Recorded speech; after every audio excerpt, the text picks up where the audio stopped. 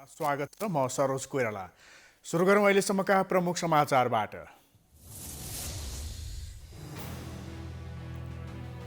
देशका विभिन्न स्थानमा बाढी पहिरोका कारण हजारौं विस्थापित। सिन्धुपाल्चोकमा मात्रै 7 जनाको मृत्यु, दर्जनौं बेपत्ता। प्रधानमन्त्री ओलीद्वारा बाढी पहिरोबाट घाइतेहरूको उपचार सरकारले गर्ने घोषणा। क्षतिको मूल्याङ्कन गरी गृह मन्त्रालय मार्फत राहत दिने आश्वासन।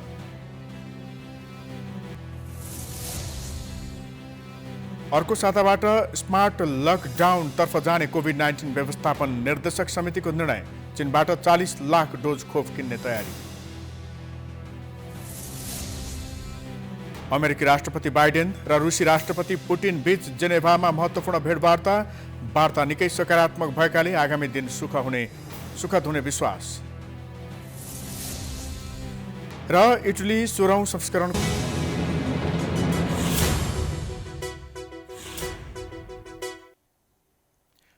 अब समाचार विस्तारमा।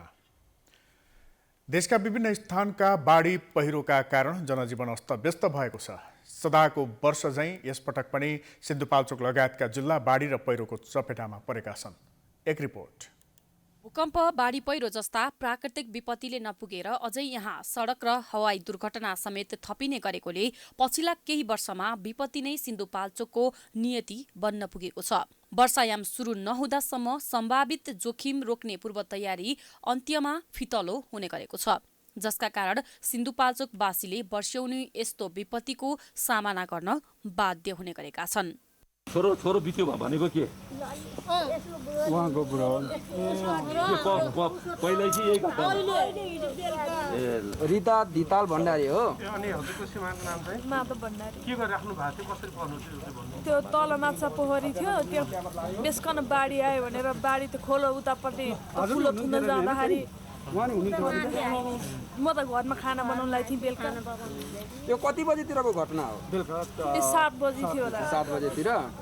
तपाईको श्रीमान 7 बजे थियो। एक्लै हुनुहुन्थ्यो कि अरु कोही होइन, पनि? त्यो माछा पोखरीको साउ अनि अरू 2 जना कहाँ रुकुमको भनेको कहाँको कामदारहरू पनि थिए रे। 4 जना। सिन्धुपाल्चोकको मेलम्ची नदीमा आएको बाढीमा बेपत्ता भएका 7 जनाको शव भेटिएको छ। मृत्यु हुनेहरूमा हेलम्बु 2 का 31 वर्षीय माधव भण्डारी, 42 वर्षका गणेश ज्योति, हेलम्बु 3 का 13 वर्षीय टिकामाया खड्का, हेलम्बु 7 का ज्ञानेन्द्र कक्षपति, चौतारा साचोकगढी नगरपालिकाका 23 वर्षीय समुद्र नेपाल र हेलम्बु 6 का च्याम्बा तामाङ रहेका छन्। एकजनाको भने शनाखत हुन सकेको छैन। मृतकहरू सबै मेलम्ची ट्राउट फार्ममा कार्यरत थिए। जब बाढी पहिरोले वितण्ड मचाउन थाल्छ, बल्ल सम्बन्धित निकायको ध्यान जान थाल्ने गरेको छ। यसअघि सिन्धुपाल्चोकका तत्काल सार्नुपर्ने वस्तुहरूको पहिचान गर्न बनेको समितिले जुगल, भोटेकोशी, हेलम्बु गाउँपालिका एवं बाह्रबिसी र मेलम्ची नगरपालिकाका गरी 8 वटा बस्ती तत्काल स्थानान्तरण गर्न सुझाव दिएको थियो, तर कार्यान्वयन भएन। विपद जोखिम न्यूनीकरण तथा व्यवस्थापन प्राधिकरणका प्रमुख अनिल पोखरेलले उक्त काम गर्नका लागि सहज नभएको बताउनु भएको छ। यद्यपि जोखिमयुक्त बस्ती सार्नका लागि आवश्यक काम भइरहेको उहाँको दाबी छ। त्यो जुन च्यालेन्जिङ काम छ, सबैभन्दा विपदको जोखिम न्यूनीकरण र व्यवस्थापन गर्ने कामहरूमध्येको सबभन्दा गाह्रो काम भनेको यो हो। त्यो व्यक्तिको थाकथलो सार्नु भनेको चान्चुने काम होइन। त्यत्रो काम गर्नलाई हामीसँग साधन स्रोत हामीले उपयुक्त रूपमा हामीले व्यवस्था गरेका थिएनौँ। यसका कार्यविधिहरू भर्खर पहिलोपल्ट होला हामीले यो पहिरोको पुनर्निर्माण गर्ने विधिमा गयौँ, आगलागीले प्रभावित भएका घरहरूको त्यो विधिमा गयौँ। यो सबैको एकीकृत कार्यविधिको हिसाबबाट जोखिमको जानकारीको आधारमा हामीले बस्ती बसाउने, असुरक्षित ठाउँमा बसेका व्यक्तिहरूलाई चाहिँ सुरक्षित ठाउँमा राख्नलाई ठुलो धनराशि, ठुलो संस्थागत संरचना, यसका स्टाफहरू र बजेटरी एलोकेसन्सहरू चाहिन्छ। 2071 यता बाढी पहिरोबाट मात्रै सिन्धुपाल्चोकमा 124 जनाको मृत्यु र 165 जना घाइते भएका छन् भने धनजनको निकै ठूलो क्षति भएको राष्ट्रिय विपद जोखिम न्यूनीकरण तथा व्यवस्थापन प्राधिकरणले जनाएको छ। 2077 साउन 18 गते मेलम्ची बजार नजिकैको पहिरोमा परि 9 जना मजदुरको मृत्यु भएको थियो। सोही रात बरुवामा घर पुरिएर 2 जनाको मृत्यु भएको थियो। 2077 साउन 22 गते सेराफाँटमा 4 घर पुरिएका थिए। त्यस्तै साउन 30 गते जुगल गाउँपालिकाको लिदीमा गएको भीषण पहिरोमा 37 घर पुरिएका थिए। पहिरोले पुरिएर बेपत्ता भएका 39 जनालाई मृत घोषणा गरिएको थियो। पर्स्यौनी बाढी र पहिरोका कारण जनधनको क्षति बेहोर्दै आएको सिन्धुपाल्चोकलाई सरकारले गत वर्ष मात्रै विपद सङ्कटग्रस्त क्षेत्र घोषणा गरेको थियो। प्रधानमन्त्री केपी ओलीले विरोधीहरूले सरकारको राम्रो कामको पनि विरोध गर्ने गरेको भन्दै आक्रोश व्यक्त गर्नुभएको छ। प्रधानमन्त्री निवास बालुवाटारमा बसेको विपद जोखिम न्यूनीकरण तथा व्यवस्थापन राष्ट्रिय परिषदको बैठकमा उहाँले सरकारले जनताका लागि निकै राम्रा काम गरे पनि विरोधीहरूले त्यसलाई देख्न नसकेको तर्क गर्नुभयो। उहाँले अहिले आएको बाढी पनि सरकारकै कारण आए जस्तै प्रचार गरिएको धारणा राख्नुभयो। प्रधानमन्त्री ओलीले बाढी पीडित जनताका लागि आवास लगायतका सबै व्यवस्था सरकारले गर्ने बताउनुभयो। त्यस्तै उहाँले आफू नयाँ जनमत लिन जनताको माझमा जान निर्वाचन घोषणा गरिएको तर विपक्षी दलहरू भने निर्वाचनदेखि अत्तालिएको बताउनुभयो। संसारमा कुनै पनि राष्ट्रमा अदालतबाट बनेको सरकार दिगो र सफल हुन नसकेको उहाँको भनाइ थियो। प्रधानमन्त्री ओलीले चुरेको विनाश नभई संरक्षण गर्न सरकारले उचित व्यवस्था गरेको तर्क गर्नुभयो। चुरे विनाश गर्ने सरकारको कुनै उद्देश्य नरहेको भन्दै उहाँले सरकारले खानीको मात्र उचित प्रयोग गर्ने जिकिर गर्नुभयो।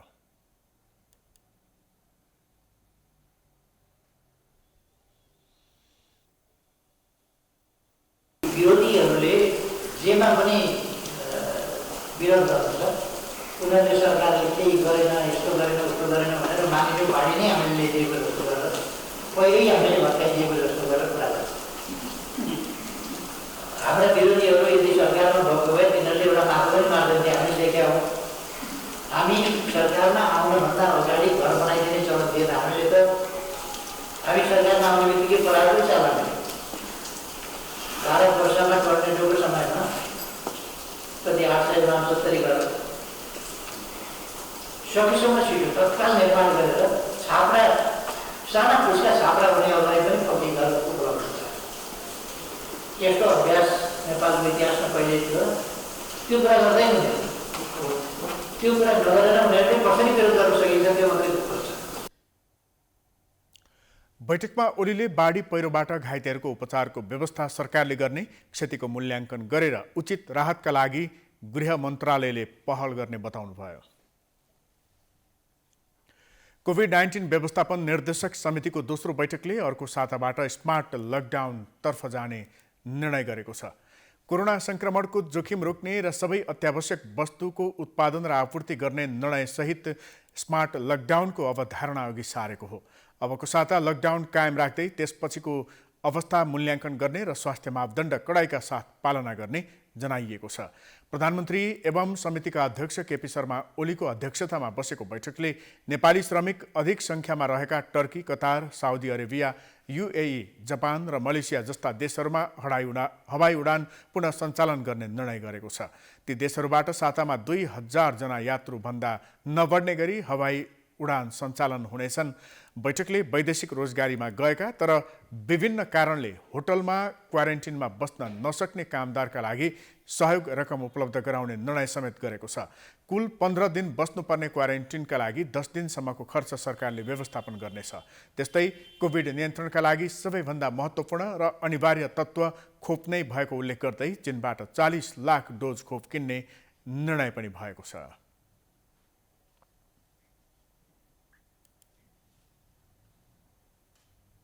समाचारको सिलसिला जारी छ। हामी विश्रामपछि आउँछौँ। विश्रामपछि स्वागत छ। अब बाँकी समाचार। विकसित राजनीतिक घटनाक्रमका कारण नेपाली कांग्रेसले एकैचोटि चुनौती र अवसरको सामना गर्नुपर्ने अवस्था सिर्जना भएको छ। एकातर्फ तोकिएको मितिमा महाधिवेशन गर्नुपर्ने बाध्यता छ भने अर्कोतर्फ सरकारको नेतृत्व गर्ने योजना सफल पार्नुपर्ने चुनौती छ। एक रिपोर्ट। नेकपा माओवादी केन्द्र, नेकपा एमालेको खनाल नेपाल समूह र जसपाको साथ लिएर केपी ओलीलाई प्रधानमन्त्रीबाट हटाउन र सभापति शेरबहादुर देउवाको नेतृत्वमा सरकार बनाउन नेपाली काङ्ग्रेसले प्रयास गरेको छ। बहुमत सांसदको हस्ताक्षरसहित सर्वोच्च अदालतमा मुद्दा दायर भएको छ। उक्त मुद्दामाथि असार 9 गतेदेखि सुनवाई हुँदैछ। अहिले नेपाली काङ्ग्रेस अदालती प्रक्रियाको पर्खाइमा रहेको छ। देशको नेतृत्व गर्ने विषय अहिले अदालतमा विचाराधीन छ। हाम्रो प्रमाण र आधार एकदमै राम्रो छ। प्रमाणहरू छन्, आधारहरू छन्। त्यसमा अन्यथा गर्ने धेरै ठाउँ हामी देखिरहेका छैनौँ। हामी चाहन्छौँ यसको चाँडोभन्दा चाँडो निर्णय अदालतले दियोस्। यो अवस्थामा हाम्रो पार्टीको सभापतिको नेतृत्वमा सरकार बन्छ। यता संवैधानिक प्रावधान अनुसार आगामी भदौ महिनाभित्र नेपाली काङ्ग्रेसले 14औं महाधिवेशन सम्पन्न गर्नै पर्ने बाध्यात्मक परिस्थिति छ। कोरोना महामारीका कारण विगतको कार्यतालिका अनुसार काम हुन नसकेको भन्दै महाधिवेशनको मिति पछिल्लो पटक 9 दिनपछि धकेलिए पनि अझै हुने नहुने अनिश्चित नै छ। पार्टीको वडादेखि नै महाधिवेशनको सुरु गर्नका लागि क्रियाशील सदस्यताको टुङ्गो लगाउनु पार्टीको पहिलो काम भए पनि अहिलेसम्म 61 जिल्लाको क्रियाशील सदस्यताको मात्र विवादरहित रूपमा टुङ्गो लागेको छ। केही जिल्लामा अझै क्रियाशील सदस्यताको विवाद कायम नै छ। तर समयमै महाधिवेशन हुने दावी भन्ने नेपाली काङ्ग्रेसका नेताहरूले गर्दै आएका छन्। तथापि हाम्रो महाधिवेशन जहाँसम्म सवाल छ, यद्यपि यो कोरोनाको कारणले र यो बर्खाको कारणले पनि यसपालि धेरै ज्यादा यो मनसुन वर्षा हुने प्रक्षेपण छ। त्यसले गर्दा कठिनाई प्रशस्त छन्, त्यसमा दुई मत छैन। त्यसका बावजुद समयमै अधिवेशन सम्पन्न गर्ने भाद्र 19मै यो सम्पन्न गर्ने पार्टीको अठोट छ। त्यस विषयमा भोलि केन्द्रीय समितिको बैठक पनि बस्छ र थप छलफल भएर एउटा निष्कर्ष पनि निस्किन्छ। काङ्ग्रेसको विधानअनुसार हरेक 4 वर्षमा महाधिवेशन हुनुपर्छ। 13औं महाधिवेशन 2072 फागुनमा भएको थियो। विधान त 2076 फागुनमै 14औं महाधिवेशन भइसक्नुपर्ने थियो। कोरोना महामारीलाई बहाना बनाउँदै काङ्ग्रेसले 1 वर्ष अवधि थपेर 77 साल फागुनभित्र महाधिवेशन गर्ने भनेको थियो। उक्त मितिमा पनि सम्भव नभएपछि 78 साल भदौ 16 देखि 19 गतेसम्म गर्ने मिति तय गरेको छ। उक्त मिति अनुमोदन गर्नका लागि बिहीबार केन्द्रीय समिति बैठक बस्दैछ। उक्त मितिमा पनि काङ्ग्रेसले महाधिवेशन गर्न सक्छ त भन्ने प्रश्न कायम नै छ। प्राइम टाइम्स टेलिभिजनका लागि प्रकाश बमको रिपोर्ट। समाचारको सिलसिला जारी छ। हामी विश्रामपछि आउँछौँ। बाँकी समाचारको विश्रामपछि स्वागत छ। अब अन्तर्राष्ट्रिय समाचार।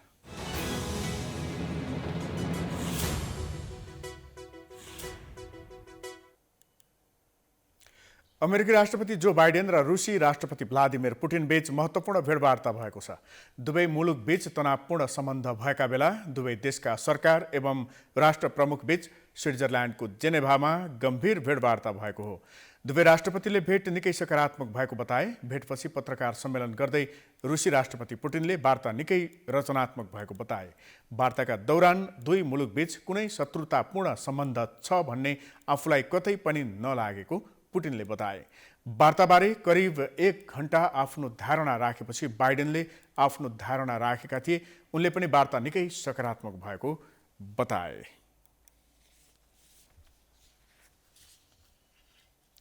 अब खेलकुद समाचार।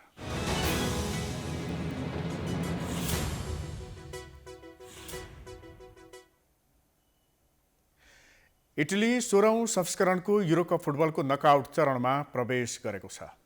रोममा भएको समूह चरणको दोस्रो खेलमा स्विट्जरल्यान्डलाई 3-0 गोल अन्तरले पराजित गर्दै इटली नकआउट चरणमा प्रवेश गरेको हो। ओलम्पिक स्टेडियममा इटलीलाई जित दिलाउन म्यानुएल लोकाटेलीले 2 गोल गरे। सिरो इमोबाइलको नाममा 1 गोल रह्यो।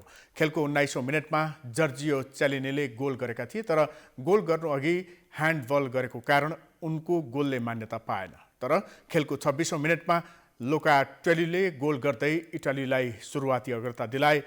डोमिनी बेरार्डीको पासमा उनले गोल गरेका हुन्। त्यसपछि खेलको 52औं मिनेटमा लोकाटेलीले व्यक्तिगत दोस्रो गोल गर्दै इटलीलाई 2-0 को अग्रता दिलाए। उनले निकोलो बरेलाको पासमा डिबक्स बाहिरबाट उत्कृष्ट गोल गरेका थिए। त्यसपछि खेलको 89औं मिनेटमा इमोबाइलले गोल गर्दै इटलीलाई 3-0 को जित दिलाए।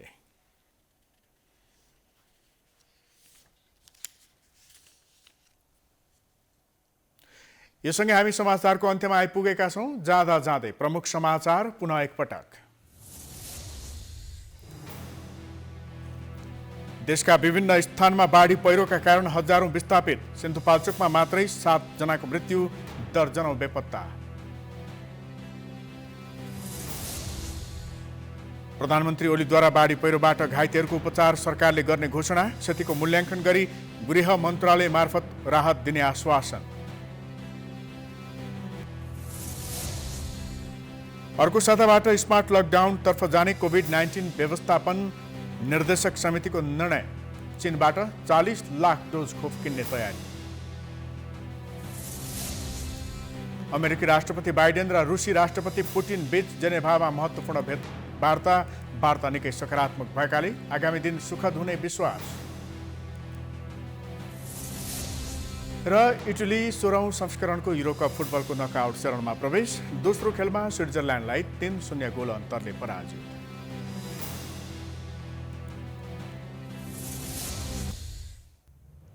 समाचार अहिलेलाई सकियो। हेर्दै गर्नुहोला प्राइम टाइम्स टेलिभिजन। नमस्कार।